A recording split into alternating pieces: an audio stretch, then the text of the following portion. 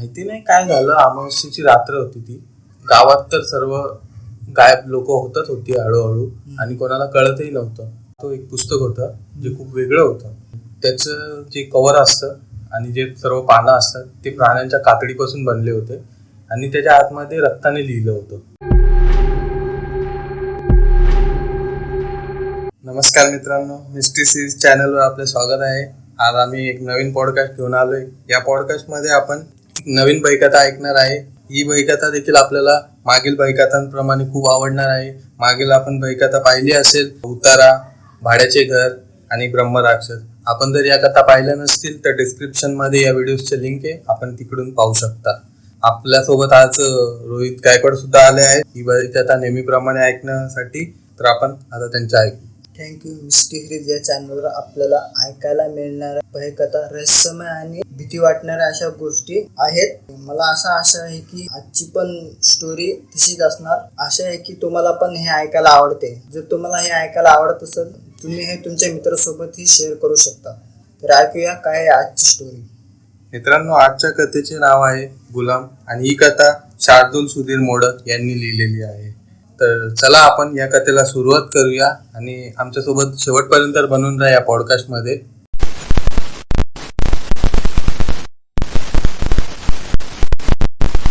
एक गाव होतं. गावाच्या थोडंच अंतरावर बाहेर एक बंगलो होता. त्या बंगलोमध्ये दादासाहेब नावाची एक नामे हस्ती राहत होती. ते नुकतेच आता आमदार झाले होते. त्यांचा बंगलो खूप शानदार होता, खूप मोठा होता आणि त्यांच्याकडे पैशांची कमी नव्हती.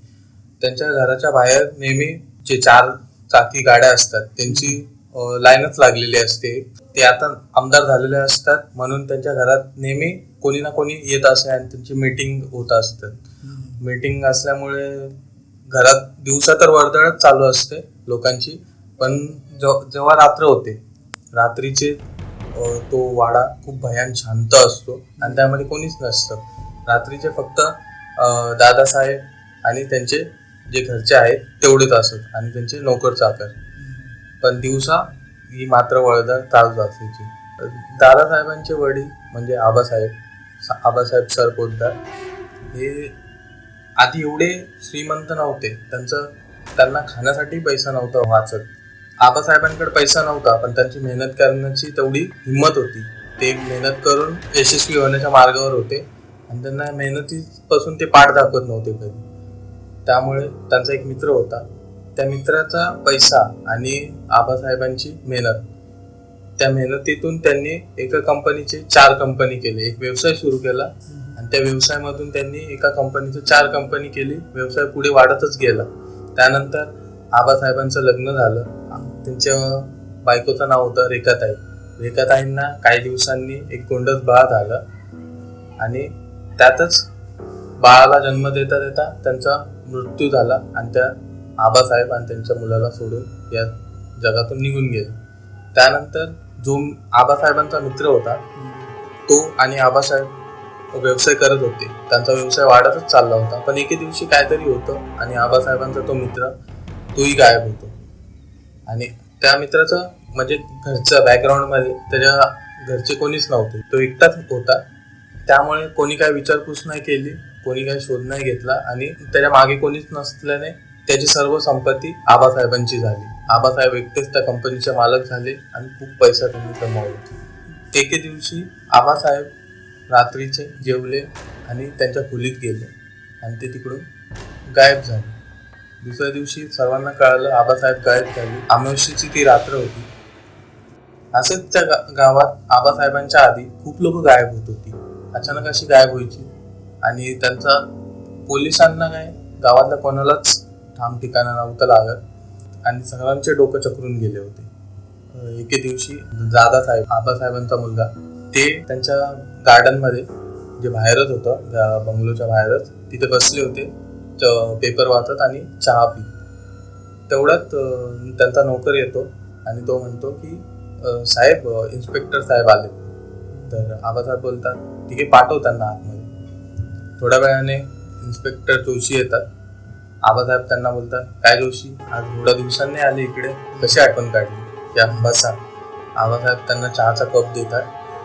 जोशी चहाचा घोट घेत चिंतेत बोलतात, दादासाहेब मी काय चूक केली आहे का? दादासाहेब बोलतात, का?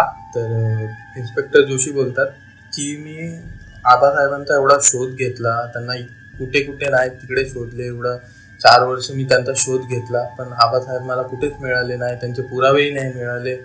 परंतु आता मला कमिशनरने फोन केला होता आणि त्यांनी माझी बदली गडचिरोलीला केली. माझी काय चूक आहे यात? मी तर खूप मेहनत घेतली त्यांना शोध घेण्यासाठी. दादासाहेब बोलतात असं आहे का? त्यानंतर ते बोलतात थांबा जरा, आणि ते फोन लावतात कमिशनरला. आणि त्यानंतर कमिशनर तिकडून बोलतात, बोला दादासाहेब आज कशी आठवण काढली? तर दादासाहेब बोलतात की एक विनंती होती तुमच्याकडे. तर तिकडून कमिशनर नाईक बोलतात की विनंती वगैरे नका करू, आम्हाला लाजवू नका, तुम्ही आज्ञा द्या, आम्हाला काय तुमचं काम असेल ते सांगा आम्हाला. त्यानंतर इकडून बोलतात दादासाहेब की आता तुम्ही माझ्या वडिलांचा शोध म्हणजे आबासाहेबांचा शोध थांबवा. खूप वर्ष झाली आता ते भेटतच नाही आपल्याला, कुठेच मिळत नाही. तर मग त्यांना आता तुम्ही शोधायचं बंद करा, अर्थ नाही यात, आणि शोध थांबवा. तर तिकडून कमिशनर नाईक बोलतात की नाही साहेब, मी सकाळी जोशींना फोन करून सांगितलं की आता तुमची बदली करण्यात येणार आहे, आणि मी खूप चांगला आता इन्स्पेक्टर इकडे त्याला बोलवलंय आणि तो तुमच्या वडिलांचा शोध घेऊनच राहणार. खूप तो जबाबदार इन्स्पेक्टर आहे. पण दादासाहेब बोलतात की नको, आता जाऊ द्या, मी जोशींना ओळखतो, त्यांनी खूप शोध घेतला, खूप मेहनत घेतली, आबासाहेब आता भेटतच नाहीये, तर त्यांचा शोध थांबव. तर कमिशनर नाईक बोलतात की जसे तुम्ही म्हणाल. त्यानंतर तेही फोन ठेवून देतात. मग दादासाहेब जोशींना विचारतात, आता खुश आहात का? आता तुमची बदली नाही होणार. जोशी त्यांना धन्यवाद बोलून तिकडून निघून जातात. जोशी गेल्याच्या नंतर चहा पीत ते एका विचारात गुंतून जातात. त्या दिवशी आबासाहेब माझ्यासोबत जेवताना गप्पा गोष्टी केल्या, माझ्यासोबत बोलत होते. त्यानंतर जेवण झाल्याच्या नंतर ते त्यांच्या खोलीत गेले. खोलीत गेल्याच्या नंतर माहिती नाही काय झालं, अमावस्येची रात्र होती ती. गावात तर सर्व गायब लोक होती हळूहळू, आणि कोणाला कळतही नव्हतं. तसंच आबासाहेबही काय न बोलता काय न करता कुठे गेले कळालंच नाही खोलीतून त्यांच्या. आम्ही दिवसा सकाळी उठलो तेव्हा आम्हाला कळालं की आबासाहेब त्यांच्या खोलीमध्ये नाही. आम्हाला कळालं नाही, कोणाला गावातल्या कोणाला दिसले नाही. त्यानंतर पण गावातली काही लोक बोलतात की आबासाहेब अमावस्येच्या रात्री त्या जंगलाच्या बाहेर दिसले तिकडून आतमध्ये जाताना, आणि त्यानंतर ते गायबच झाले. जोशींनी शोध घेतला, त्या जंगलामध्येही शोध घेतला, पण त्यांना कुठेच ते मिळाले नाही. ते त्यांच्या मनात विचारच करत असतात. तेवढ्यात तिकडून रमेशचा आवाज येतो, दादासाहेब, हो दादासाहेब. दादासाहेब विचारातून बाहेर येतात आणि रमेशकडे बोलतात, हो बोल. रमेश हा दादासाहेबांचा मुलगा असतो, एकुलता एक मुलगा त्यांचा. त्यानंतर रमेश बोलतो की आज मी 4 चाकी घेऊन जाऊ का? माझी 2 चाकी जी बाईक आहे ती खराब झाली. तर दादासाहेब त्याला बोलतात की ठीक आहे, सांभाळून जा. रमेश जातो त्याच्या कॉलेजमध्ये 4 व्हीलर घेऊन. तिकडे त्याचे सर्व जो मित्रमंडळी असतात, ग्रुप असतो त्याचा कॉलेजमध्ये, ते सर्व त्याचीच वाट पाहत असतात. आणि त्यामध्ये एक मुलगी असते जिचं नाव असतं रोहिणी. ती त्याची प्रियसी असते, गर्लफ्रेंड. ती त्याच्याकडे येते, त्यांचं बोलणं सुरूच असतं. तेवढ्यात तिकडून एक मुलगा येतो ज्याचं नाव असतं आदित्य. आदित्य रोहिणीकडे पाहत तिला बोलतो, कशी आहेस माझी राणी. तो तिची छेड काढतो आणि तेवढ्यात रमेशही इथे रागाने फणफणतो आणि तो आदित्यवर तुटून पडतो आणि त्याची कॉलर पकडतो. आदित्य त्याची कॉलर चिडकारत आणि त्याचा हात काढत बोलतो, तू असशील आमदाराचा मुलगा, मी आहे मुख्यमंत्रीचा मुलगा, बघतोस तू या रोहिणीशी लग्न कसं करतो. एवढे बोलतो तो. आणि तेवढ्यात रमेशचा मित्र येतो आणि तो त्यांचे भांडणं मिटवतो आणि सर्वांना जायला सांगतो. त्यानंतर आदित्य तिकडून निघून जातो आणि रमेशही त्यांच्यासोबत कॉलेजमध्ये जातो आतमध्ये. एवढं सर्व झालेलं असताना रमेश खूप रागात आलेला असतो, त्याला खूप चीड आलेली असते त्याची. त्याच्या मनात आता बदल्याचा भाव येतो आणि तो त्याच्या मित्राला बोलतो, ह्याने असा कसा बोलला, ह्याने असं कसं केलं, हिरोईनीसोबत असा कसा वागू शकतो. आता मला याचा रिव्हेंज घ्यायचा आहे, मला याचा प्रतिशोध घ्यायचा आहे, एवढं बोलतो. आणि खूप रागावलेला असतो तो. त्याचा मित्र त्याला शांत करण्याचा प्रयत्न करतो. त्याचा मूड खराब होतो आणि तो मग रमेश घरी निघून येतो. घरी तो निघून येतो आणि दादासाहेबांना सर्व हकीकत सांगतो. दादासाहेब बोलतात, ठीक आहे, मी मुख्यमंत्र्यांशी बघतो, तू काही चिंता करू नको, मी त्यांच्याशी बोलतो या विषयावर. एवढे बोलून रमेश त्याच्या खोलीमध्ये निघून जातो. पण त्याच्या डोक्यात खूप राग बसलेला असतो आदित्यसाठी. रात्र होते. रमेश त्याची खोली असते तिकडून तो चक्कर मारत असतो बाहेर. तो त्याच्या खोलीच्या बाहेर चक्कर मारत असतो, पण त्याच्या डोक्यात एकच विचार चालू असतो की मी आदित्यशी आता प्रतिशोध कसा घेऊ, त्याच्याशी बदला कसा घेऊ. हाच आमच्या मधला काटा आहे, हा रोहिणीशी लग्न होतानाही खूप मध्ये येणार आहे. तेवढ्यात तो चक्कर तिकडून मारत असताना तो थोडा पुढे जातो. तिकडेच आबासाहेबांची खोली असते. आबासाहेबांची खोली खूप आड बाजूला असते आणि खोलीच्या आतमधून चक्कर मारताना रमेशला कसला तरी आवाज येतो. तो खोलीच्या दरवाजातून वाकून बघतो, पण त्याला काहीच दिसत नाही आतमध्ये काय चाललंय. तर त्याच्यात उत्सुकता असते की आतमध्ये काय आहे. हा रूम जी खोली असते ती बंदच असते नेहमी, पण आता इथे काय पडलंय तर त्याला असं बघायची हे होते. त्यानंतर तो त्याच्या रूममध्ये जातो, आतमधून हातोडी घेऊन येतो आणि जे कुलूप लावलेलं असतं त्या कुलूपवर मारतो आणि ते उघडतो. कुलूप आणि हातोडी बाजूला ठेवून तो रूमचा दरवाजा उघडतो आणि आतमध्ये प्रवेश करतो. आतमध्ये प्रवेश करताच त्याला एक उग्र वास येतो. त्यामुळे तो नाक बंद करतो. परत थोड्या वेळाने तो जरा तिथे हे करतो, धूळ वगैरे असते ती बाजूला करतो आणि तो शोधू लागतो की आतमध्ये या खोलीमध्ये पडायचा काहीतरी आवाज आला, ते काय पडलं. तो शोधता पुढे जातो. एक बुकशेल्फ असते, त्यामध्ये आबासाहेबांची खूप पुस्तकं ठेवली होती. ती सर्व खाली पडली होती. खूप जुन्या काळातली पुस्तकं होती ती पुस्तके तो उचलू लागतो आणि त्यामध्ये पाहतो एक पुस्तक होतं जे खूप वेगळं होतं. त्याचं जे कव्हर असतं आणि जे सर्व पानं असतात ते प्राण्यांच्या कातडीपासून बनले होते आणि त्याच्या आतमध्ये रक्ताने लिहिलं होतं आणि त्या पुस्तकाचं नाव होतं गुलाम. ते पुस्तक तो उचलतो. सर्व पुस्तकं ठेवल्याच्या नंतर ती पुस्तक तो स्वतःसोबत घेऊन बाहेर निघतो आणि त्या खोलीला नवीन कुलूप लावतो दुसरं.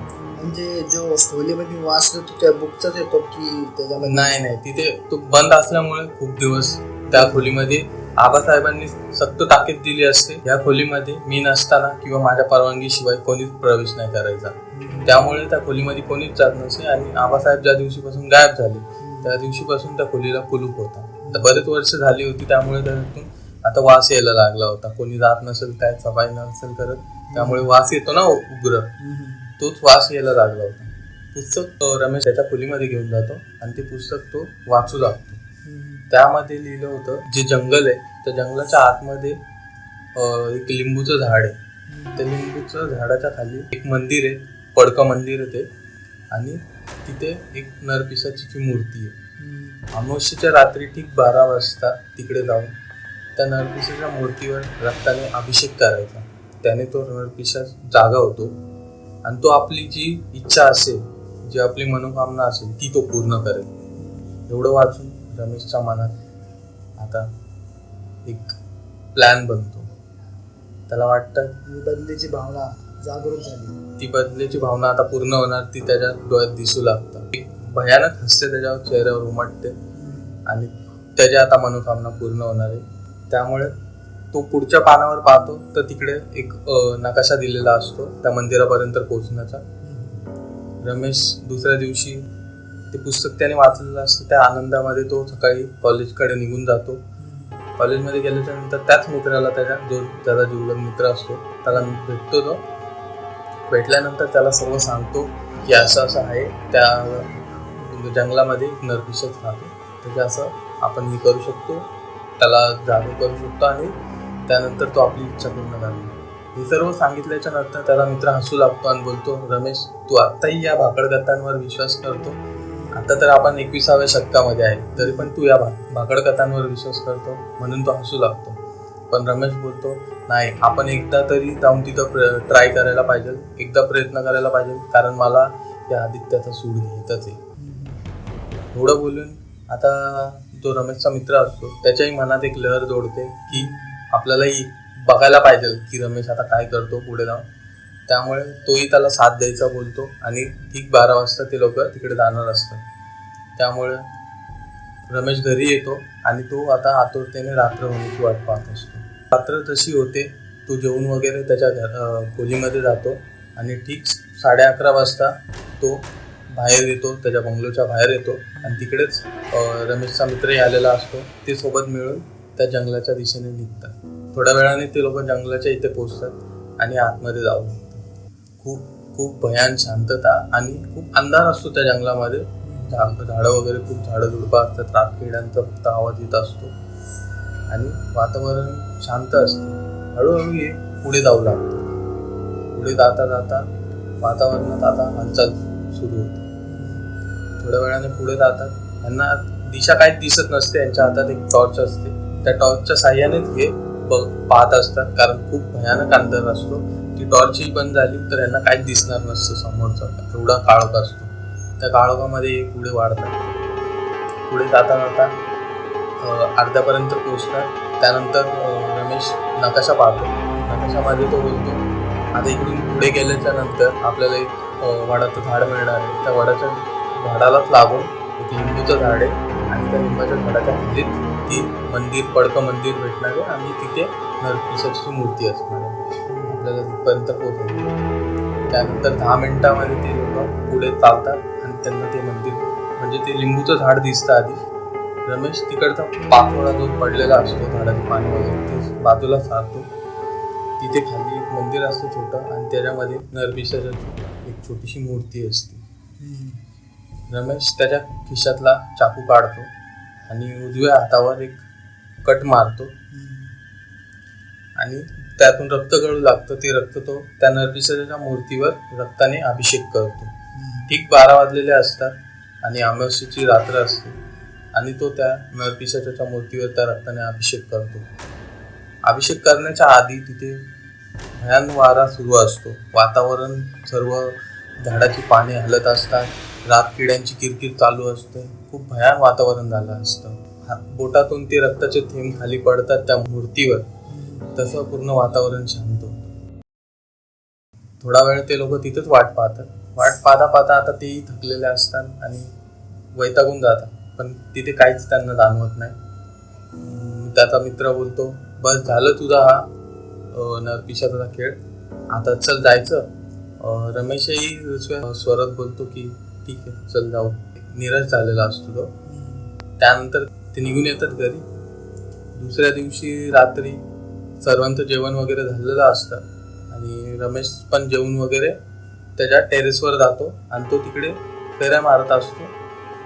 मनात हाच विचार करत असतो की त्या पुस्तकामध्ये दाखवलेल्या संपूर्ण मी क्रिया पार पाडल्या तरीही तो नरपिशाच आला नाही. आता त्याचा जो प्रतिशोधचा प्लॅन होता तो आता त्याला असं वाटत होतं की तो अयशस्वीच राहणार आहे, म्हणून तो जरा निराश झालेला असतो आणि तेच तो तिकडे फेऱ्या मारत तेच विचार करत असतो.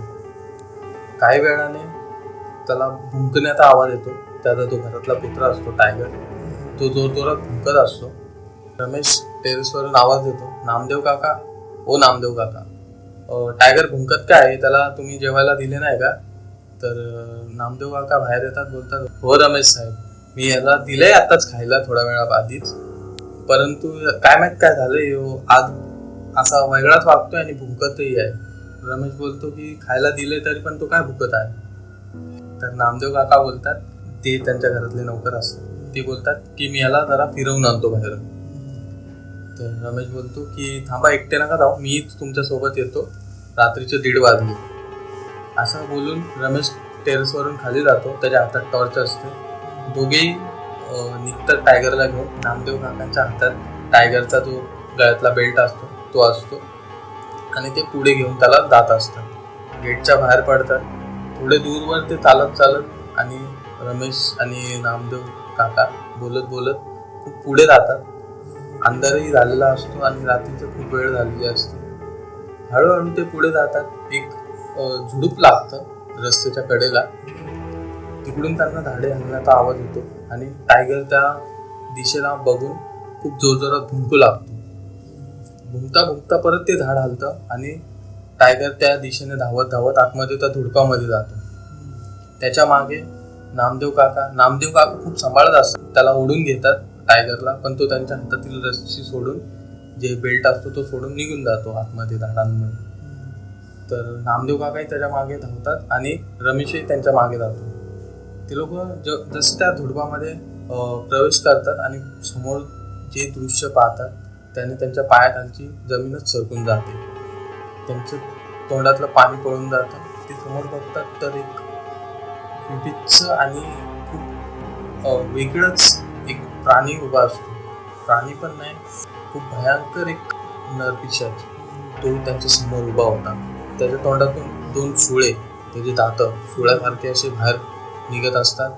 त्याचं अंग पूर्ण प्राण्यासारखं असतं आणि चेहरा एका पिशाच्या प्रमाणे असतो. त्याच्या अंगावर पूर्ण काळी काळी केस आलेली असतात. एवढी भयान केस असतात ती मोठमोठी, आणि त्यामध्ये तो त्या अंधारात उभा असतो. त्याच्या हातात टायगर जो यांचा कुत्रा असतो रमेशचा, तो त्यांच्या हातात असतो आणि त्याच्यातून प्राण आता गेलेले असतात. तो त्याला हातात धरून असा यांच्याकडे असा वाढतो पुढे आणि गुरगुरतो तो नरपिशा. नामदेव आणि रमेश यांचं तोंड खुल्याच्या खुलं राहतं. त्यांना किंचाळायचं असतं, पण त्यांच्या तोंडातून काहीच शब्द निघत नाही, एकही शब्द नाही निघत, आणि ते त्याच्याकडेच पाहत असतात.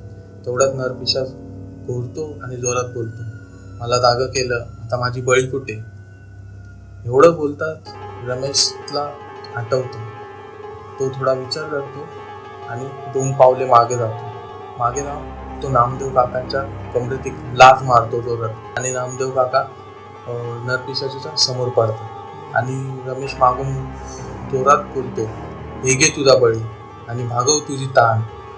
तेवढं बोलून लगेच तो नरपिशाच नामदेव काकांच्या अंगावर झेप घेतो.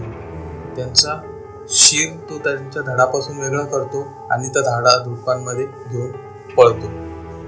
काही वेळाने तो नाहीसा होतो. रमेश आता त्या झुडपांमधून बाहेर येतो आणि तो थरथरत त्याचे हातपाय थरथर कापू लागतात. अंगावर पूर्ण घाम फुटलेला असतो, चेहरा पूर्ण भिजलेला असतो. तो खिशातील रुमाल काढतो आणि तो घाम पुसून तो सरळ त्याच्या बंगलोच्या दिशेने चालायला लागतो. चालता चालता तो लवकर पोचतो त्या बंगलोच्या इथे. तसाच घाबरलेला रमेश त्याच्या खोलीमध्ये निघून येतो आणि आता तो विचार करत असतो. त्याला नामदेव काकांबद्दलही वाईट वाटतं, पण काय करणार, पर्याय नाही. त्याला काहीच पर्याय नव्हता. त्याला बदला घ्यायचा होता. बदला घ्यायचा तर होता आणि तो नरपिशाच बळी मागत होता, तर त्याला आता पर्यायच नव्हता. त्यानंतर तो ते पुस्तक घेतो आणि वाचतो. पुस्तकामध्ये लिहिलेलं असतं की बळी दिल्याच्या जागेवरच त्याला दुसऱ्या दिवशी जायचंय आणि तिथे ज्या व्यक्तीला त्याला संपवायचंय त्याची काहीतरी निशाणी, काहीतरी वस्तू घेऊन त्याला तिथेच पोचायचं. हे सर्व तो वाचून पुस्तक बंद करतो आणि झोपून जातो. दुसऱ्या दिवशी उठून तो कॉलेजला जातो. त्याला तोच मित्र, जो जीवलग त्याचा मित्र असतो, तो त्याला भेटतो. त्याला तो सर्व प्रकार सांगतो. तो त्याला बोलतो, रमेश जरा सांभाळून. रमेश त्याला सांगतो, असं असं आहे, मला त्या आदित्यची काहीतरी वस्तू आणून दे. तर त्याचा मित्र बोलतो, ठीक आहे, मी प्रयत्न करतो. त्याचं बोलून तो त्याच्या कामाला निघून जातो. काही वेळाने तो रमेशकडे येतो आणि तो त्याला एक वस्तू देतो. रमेश ती वस्तू पाहून खूप खुश होतो.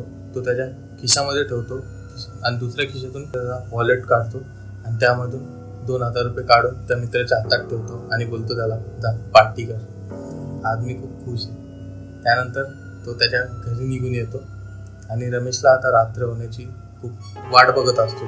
त्याला खूप घाई झालेली असते, कारण आता त्याचा प्रतिशोध पूर्ण होणार असतो. तो वाट पाहता पाहता रात्रीचे 11:15 झालेले असते. रमेश बंगल्यातून बाहेर निघतो आणि खिशात ती वस्तू घेऊन येतो. चालत तो त्या झुडपांपर्यंत जातो जिथे त्याने बळी दिलेली असते. पूर्ण त्याचा चेहरा घामाने भिजलेला असतो. वातावरण भयान शांत असते.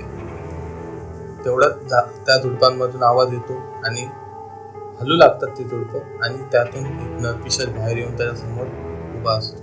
त्या नरपिशाचे डोळे लाल बुंद झालेले असतात. ते त्याची एवढी मोठी मोठी दातं दिसतात त्याला आणि त्याचे अंग पूर्ण केसांनी भरलेले. 9-10 फूट त्या नरपिशाची हाईट असेल आणि त्यासमोर रमेश एकदम छोटासा मुलगा दिसत होता. तेवढं तो पाहून घाबरतो. त्याचा हात थरथरत त्याच्या खिशामध्ये जातो. तो खिशातून ती वस्तू त्या नरपिशाच्या समोर फेकतो आणि मागे सरकतो. ती वस्तू पाहून तो नरपिशाच्या वस्तूवर झेप घेतो आणि ती त्याच्या दातांमध्ये धरून तो आतमध्ये त्या झुडपांमध्ये निघून जातो.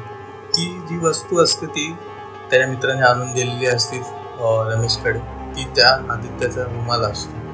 तो रुमाल त्याने नरपिशाच्याला दिलेला असतो. आता त्याचा प्रतिशोध तो पूर्ण करण्यासाठी त्याच्या मार्गाने निघून जातो. रमेश बंगलोमध्ये निघून जातो त्याच्या आणि खोलीमध्ये जाऊन झोपतो. दुसऱ्या दिवशी तो सकाळी कॉलेजला निघताना दादासाहेब त्याच्या जवळ येतात आणि त्याला बोलतात, रमेश तर ऐकतं.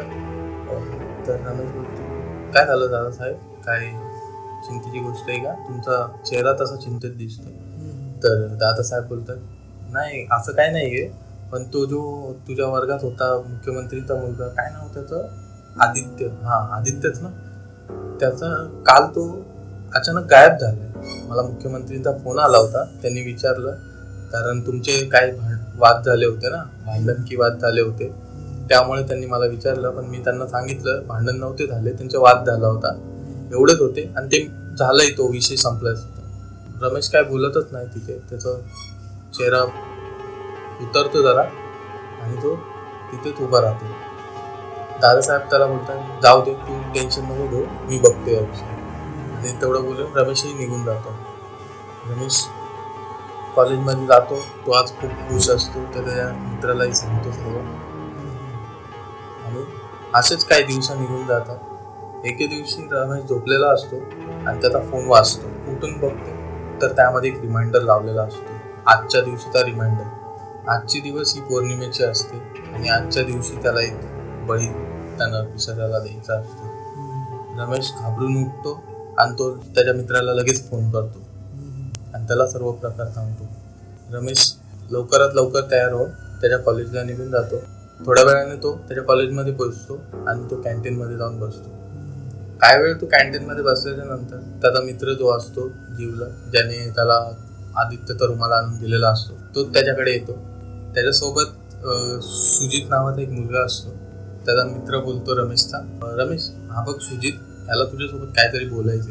तर सुजित बोलायला लागतो, दादा माझ्या आईची तब्येत ना खूप बिकट आहे आणि डॉक्टरने ऑपरेशन सांगितले, त्यासाठी 2 लाख रुपये लागणार आहे. माझ्या वडिलांची एवढी परिस्थिती नाही आहे, त्यामुळे ते 50,000च जमवू शकले, पण मला अजून 1.5 लाखाची गरज आहे.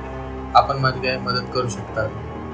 एवढं बोलून रमेश ते ऐकतो त्याचं आणि थोडा विचार करू लागतो. रमेश बोलतो, ठीक आहे, मी तुझी मदत करणार, पण तू हे कोणाला सांगायचं नाही की मी तुझी मदत करतोय आणि तुला 1.5 लाख रुपये देतो. आणि अजून एक अट आहे की तू माझ्या बंगलोच्या इथं ठीक 12 वाजता यायचं.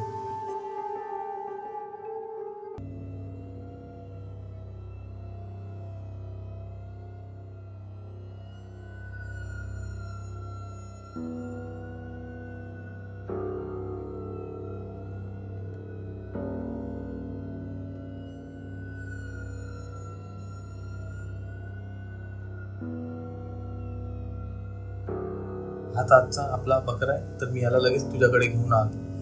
बोलतो, शाबास माझ्या मित्रा. आणि रमेश त्याचा वॉलेट काढतो आणि वॉलेटमधून 5,000 रुपये त्याच्या मित्राच्या हातात टेकवतो. तेवढे बोलून रमेश त्याच्या घरी निघून येतो. रात्रीचे 12 वाजतात आणि तो टेरेसवर येतो. रमेश खाली बघतो तर सुजित तिकडे उभा असतो. रमेश सुजितकडे जातो आणि त्याला बोलतो, चल इकडून पुढे. आणि तो त्याच रस्त्याने पुढे पुढे जायला लागतो.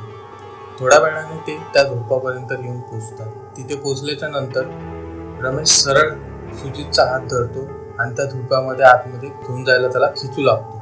त्याला प्रसंगच कळत नाही सुजितला आणि तो बोलतो की हा काय प्रसंग आहे, हे काय करताय तुम्ही, इथे का मला झोडपांमध्ये घेऊन चालले? तर सुजित त्याकडे पाहून हसायला लागतो. त्याच्या चेहऱ्यावर एक भयानक हास्य येतं आणि तो त्याचा हात जोरात असा पकडून त्याला समोर खिचतो सुजितला. तेवढ्यात मागे त्याच्या नरपिशाच उभा असतो. सुजित वरती पाहतो तर त्याला त्याच्या मागच्या बाजूला नरपिशाच उभा दिसतो. तो सरळ त्याच्या मानेत त्याचे सुळ्यासारखे जे दाता असतात ते घुसवतो आणि त्याला तिकडून घेऊन आतमध्ये झुडपांमध्ये नाहीसं होतो. रमेश लवकरात लवकर त्या झुडपांमधून बाहेर येतो आणि पटापट त्याची पाया बंगल्याकडे चालू लागतात. जाता जाता रमेशच्या मनात एक खंत असतो की मी निष्पाप लोकांचा बळी देतो. त्याला त्याचं वाईटही वाटत असतं. तो त्याच्या खोलीमध्ये जातो आणि ज्या दिवशी तो ते पुस्तक वाचतो, ज्या दिवशी रामदेव काकांचा बळी दिलेला असतो, त्या दिवशी तो पुस्तक ते वाचतो तेव्हा त्यातून एक चिठ्ठी पडलेली असते. ती चिठ्ठी तो न वाचता त्या पुस्तकामध्ये ठेवून तो कॉलेजला निघून जातो ना. त्यानंतर अशीच दिवस जातात आणि गावातील एक एक माणूस गायब होत जातो. गायब होता होता काही दिवसांनी रमेशचंही खूप रात्री तो घरातून बाहेर येत असतो आणि हे सर्व दादासाहेबही पाहतात की रमेशचं हे वागणं काय चालू आहे. त्यांना कळत नाही. ते बोलतात की कधी ना कधी हे बंदच होणार. रमेशलाही खूप वैताग आलेला असतो. त्याला काही कळतच नाही. एक रात्र अमावस्येची येते परत आणि त्या दिवशी त्याला बळी द्यायचा असतो, पण त्याच्याकडे त्या दिवशी बळी नसतो. तो अस्वस्थ होतो आणि खूप तो चिंतेत असतो की त्याला आज बळी भेटला नाही, आज तो काय करणार, ह्यातमधून तो कसा पिच्छा सोडवणार. तेवढ्यात त्याला आठवतं की त्या दिवशी जी चिठ्ठी पडली होती त्यामध्ये काय लिहिलेलं होतं. तो पुस्तक उघडतो. त्या पुस्तकामध्ये ती चिठ्ठी अजूनही असते. तो ती चिठ्ठी वाचतो. त्यावर लिहिलेलं असतं आबासाहेबांनी जे नरपिशाच आहे या मागील सर्व सत्य त्यामध्ये लिहिलेलं असतं आणि ते आपल्यालाही आता कळणार आहे. त्यामध्ये लिहिलेलं असतं की मी आबासाहेब आहे. मी माझ्या मित्रासोबत व्यवसाय सुरू केला. तो फक्त पैसे सांभाळायचा, पैशांचा हिशोब करायचा, व्यवहार वगैरे करायचा. तो पैशांचा तो जो गल्ला असतो त्यावर बसायचा आणि माझ्याकडून काम करून घ्यायचा आणि मला तो हळूहळू त्या व्यवसायामधला मोबदलाही तो कमी द्यायला लागला होता आणि मी कोणताही पर्याय नसल्यामुळे मी तसं ते सर्व निमूटपणे सर्व सहन करत होतो. पण एक दिवशी मी त्या चिंतेमध्ये त्या जंगलामध्ये म्हणजे जंगलाच्या बाहेरच मी फिरता फिरता त्या जंगलामध्ये प्रवेश केला. मला काय कळत नव्हतं. मी त्या चिंतेमध्ये होतो. मी त्या जंगलात खूप आतमध्ये गेलो. जेवढा आतमध्ये गेलो मला तिथे एक झाड दिसलं लिंबूचं. त्या लिंबूच्या झाडाखाली एक मंदिर होतं आणि त्या मंदिरात एका नरपिशाची मूर्ती होती आणि तिथे ते पुस्तक पडलेलं होतं. मी ते पुस्तक उचललं आणि त्यामध्ये दिलेलं सर्व वाचलं आणि मी माझ्या रक्ताचा अभिषेक त्या नरपिशाच्या मूर्तीवर केला. तेव्हापासून तो नरपिशाच जागा राहिला आणि त्याने माझ्याकडून खूप बळी घेतला. मला वाटलं होतं हा माझा गुलाम होईल, पण ह्यानेच मला गुलाम बनवलं होतं. ह्याने माझ्या मित्रालाही संपवलं. ह्याने माझा रस्ता मोकळा केला, माझी ती इच्छा पूर्ण केली आणि ह्याने माझ्या मित्रालाही संपवलं. पण ह्याने खूप लोकांना जे निष्पाप होते आणि मेन म्हणजे माझ्या बायकोला, दादासाहेबांच्या आईलाही मी यामध्ये गमावलं. त्या नरपिशाचाने तिथेही बळी घेतला. यातून निघण्याचा फक्त एकच मार्ग आहे. आपल्याला कोणत्या तरी आपल्या जीवलग माणसाचा बळी देणे गरजेचे आहे. त्यांच्या रक्ताने हा आपली शेवटची ताण भागवतो आणि हा परत तिकडे जिथून आला आहे तिकडेच निघून जातो. हे सर्व रमेश वाचतो त्या चिठ्ठीमध्ये आणि त्यामध्ये शेवटी आबासाहेबांनी लिहिलं होतं, हे पुस्तक नष्ट करता येत नाही. हे ज्याला मिळेल त्याने हे पुस्तक कुठेतरी जमिनीमध्ये खोल पुरून टाकावं आणि यातील जी क्रिया लिहिली आहे ती कधीच कोणी करू नये, कारण हे आपल्याला गुलाम बनवून ठेवतं त्या नरपिशाचं. एवढं सर्व त्यामध्ये लिहिलं होतं. आता रमेशला कळालं होतं की आपला पिच्छा याच्यापासून कधी सोडू शकतो, पण त्याला हे कसं करता येईल. त्यानंतर एक दिवशी तो त्याच चिंतेमध्ये घरातून बाहेर पडतो आणि त्या धुडपांकडे जातो. जाता जाता खूप टेन्शन आलेलं असतं त्याला की आज बळी मिळाला नाही, आता तो नरपिशाच आपलं काय करणार. त्यात अमावस्येच्या रात्री तो तिकडे त्या धुडपांमध्ये निघून जातो आतमध्ये. तो जरा पुढे जातो, त्याला अशी जाणवते की त्याच्या मागे कोणतरी आला आहे. तो मागे फिरून पाहतो तर तिकडे दादासाहेब उभे असतात. दादासाहेब खूप क्रोधात असतात आणि ते रागात त्याच्याकडे बघत असतात. ते बोलतात, रमेश तुझं हे काय चाललंय, काय करतोय तू, का केलंस हे असं सर्व, काय कमी पडली होती. ते त्याच्या कानपटात एक जोरात मारतात आणि स्वतःचा डोकं आपटू लागतात हाताने आणि बोलतात, मी तुला काय कमी पडू दिले होते, सर्व सुख तुझ्या पायाशी रेंगाळत होते तरी तू हे सर्व केलं. मी तुला सर्व जे बोलत होता ते सर्व तुला मिळत होतं ना, तरी तू का केलं असं. हे सर्व बोलून दादासाहेब खाली बसून रडायला लागले. रमेश त्यांच्या जवळ जाऊन बोलला, हो दादासाहेब, तुम्ही माझ्यासाठी खूप काही केलं, आज फक्त शेवटचं एक करा. तर दादासाहेब बोलतात, हो बाळा, बोल काय करू तुझ्यासाठी. सांग मला. रमेश त्यांच्याकडे बघतो, त्यांचे हात त्यांनी आपल्या हातात घेतो आणि जोरात खिचून ते मागच्या दिशेने त्या झाडाझुडपांमध्ये आतमध्ये त्यांना ढकलतो आणि जोरात बोलतो, हे नरपिशाच, घे हा तुझा शेवटचा बळी आणि संपव तुझी ताण. त्यानंतर तिकडून नरपिशाच येतो आणि दादासाहेबांच्या अंगावर झेप घेतो आणि त्यांना मारून टाकतो. सर्वीकडे रक्त पसरतं. रमेश त्या झुडपांमधून बाहेर येतो आणि तो आनंदात असतो. त्याला माहिती असतं आता नरपिशाच्या पासून आपला पिछा सुटलेला आहे आणि आता आपलं काहीच कोणी वाकडं नाही करू शकत. माझ्या मधला तो काटा होता आदित्य, तोही निघालाय, माझा सूडही पूर्ण झालाय आणि आता तो नरपिशाचही माझ्या मागे नाहीये आणि आता मला कोणाचा बळी द्यावा नाही लागणार. आता सर्व बरं झालंय असं वाटतच असताना त्याला तिकडे परत नरपिशाच्या मूर्तीवर रक्ताचा अभिषेक होतो. हा रक्ताचा अभिषेक करतो आदित्यचा भाऊ, जो रमेशच्या मित्राच्या साह्याने तिकडे त्या नरपिशाच्या पर्यंत पोहोचलेला असतो. आदित्यचा भाऊ बोलतो, मी रक्ताचा अभिषेक केलाय, आता होईल ना सर्व जसं तू सांगितलं मला. रमेशचा मित्र बोलतो, हो सर्व होईल भाऊ, मला फक्त माझे पैसे द्या. तर आदित्यचा भाऊ बोलतो, हो तुझे 4 लाख रुपये तयार आहे, हे घे, आणि ती बॅग त्याच्या हातात देतो. रमेशचा मित्र त्याला त्याच्या अंगातील जॅकेट देतो आणि बोलतो, उद्या तुला हे कामी पडणार आहे. तिकडून तो रमेशचा मित्र आणि आदित्यचा भाऊ त्या जंगलातून बाहेर येतात. रमेशच्या मित्राने आदित्यच्या भावासोबत हा रक्तरंजिशीचा खेळ पुन्हा चालू केला होता. हाच लूप पुन्हा चालू होणार होता. त्या दिवशी आपल्याला आठवत असेल, ज्या दिवशी रमेशचा मित्र रमेशसाठी सुजित नावाच्या मुलाची बळी घेऊन आला होता, म्हणजे त्याला त्याच्याकडे घेऊन आला होता रमेशकडे. त्या दिवशी रमेशने त्याला 5,000 रुपये दिले खुशीमध्ये रमेशच्या मित्राला. तेव्हाच रमेशचा मित्र बोलतो, रमेश मला तुझं जॅकेट दे ना. जे जॅकेट रमेशने घातलेलं असतं ते जॅकेट तो मागत असतो. तो बोलतो, तू तर 4 चाकीमध्ये जाणार आहे 4 व्हीलरमध्ये, पण मला संध्याकाळी बाहेर जायचं आहे मित्रांसोबत, तर मला थंडी वाजेल, त्यामुळे मला तुझं जॅकेट दे. आणि तेच जॅकेट तो आदित्यच्या भावाला देतो, कारण त्याला आदित्यच्या भावाला रमेशकडून सूड घ्यायचा असतो आदित्यच्या मृत्यूचा. आणि हाच गुलामीचा खेळ पुन्हा चालू होतो. तो नरपिशाच आता आदित्यच्या भावाला त्याचा गुलाम बनवणार आणि हाच बळीचा खेळ पुन्हा चालू होतो. तर चला मित्रांनो, ही कथा एवढीच. आपण आम्हाला कमेंटद्वारे सांगा आपण कोणत्या जिल्ह्यातून हा पॉडकास्ट पाहत आहात आणि आम्हाला कमेंटद्वारे हेही सांगा की आपल्याला ही कथा कशी वाटली. आता आपण ऐकूया रोहित गायकवाडच्या तोंडून की त्यांना ही कथा कशी वाटली. खूप चांगली स्टोरी होती ही. स्टोरी मला खूप आवडली. या स्टोरीमध्ये पण काही असं ऐकायला आलं की लालचपणा करू नये. लालचपणा केल्यामुळं तो त्याचा मित्र, त्याचे वडील, हे सगळे जे जवळचे व्यक्ती होते त्यांचे बळी घेतला. त्यांच्या लालचमुळं एका निष्पाप लोकांचा बळी गेला. निष्पाप लोकांचा बळी गेला. तर या स्टोरीमध्ये पण खूप काय शिकायला भेटलं. खूप चांगली होती स्टोरी.